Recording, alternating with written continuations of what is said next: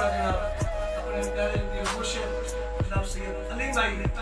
rice जनाब सैफुल जो respect Faisalabad मुर्शिद पाक भी जिला हाथ होवे कोता साथ न छड़िए भावे जितने मजबूर हो बजिए ते सिर छिकिए नहीं होती नौकरी तू भावे चूरो चूरो बजिए ते मुर्शिद जी ने दिल असर मोहब्बत हो उनकी आखदा नूरो बजिए